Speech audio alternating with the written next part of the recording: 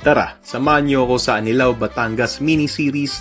Lalakbay tayo sa munting coastal community para kilalanin ang kultura, mga tao at ang kanilang way of life at bakit sinasabing isa ang Anilao sa mga lugar na may pinakamayamang marine life sa mundo. Makikilala natin ang mga mangingisda at iba pang taong bahagi ng komunidad at samahan niyo ako sa isang fishing journey para malaman kung may makukuha nga ba tayong huli.